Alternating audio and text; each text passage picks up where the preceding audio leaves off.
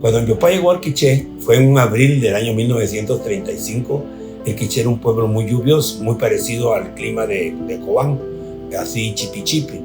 Y mi papá cuando vio el pueblo, yo no sé, pero yo me imagino a mi papá con su sombrero, porque en esa época se usaba sombrero, y de maleta es muy probable que lo que haya llevado una caja. Y a mí me da risa pensar que lo más que haber llevado un calzoncillo y una camiseta y una muda de ropa, porque él era muy pobre.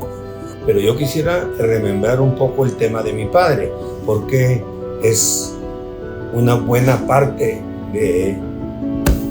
Perdón, me emociono un poco.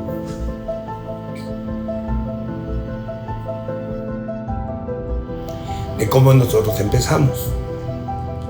Mi papá era huérfano de papá y mamá. Usted fue un niño muy pobre, que pasó mucha pobreza, mucha escasez, y a la edad de los 9 años empezó a trabajar. Empezaron a vender una farmacia que se llamaba Farmacia Santa Elena, ahí mismo en Santa Cruz del Quiché.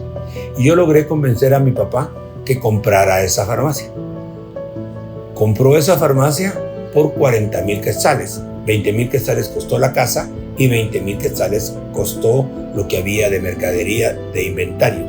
De esos 20,000 quetzales tuvimos que tirar más o menos como 13,000 quetzales de mercadería que estaba en mal estado. El inventario se quedó en 7,000.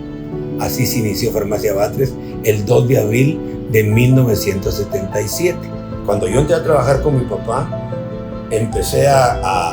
era muy inquieto, y empecé a agrandar la farmacia. Nos tocó dormir en un colchón con mis 2 hijos pequeños detrás de un mostrador. Mi mujer era la cajera y yo despachaba, y un muchacho que nos ayudaba a limpiar. Y mis hijos eran chiquitos. No teníamos sábados, no teníamos domingos, trabajábamos hasta las 11 de la noche.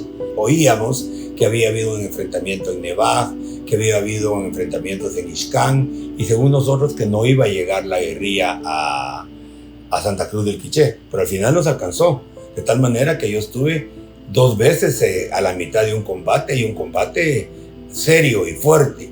Pero tal vez lo que más me impacta, me impresiona, o tal vez más me conmueve, es cuando yo ya tenía la farmacia Batres. Mi papá se quedó con la farmacia San Juan de Dios, que fue como inicialmente se llamaba la farmacia que era de mi papá. Pusieron una bomba en la esquina de la farmacia de mi papá y se la destruyeron.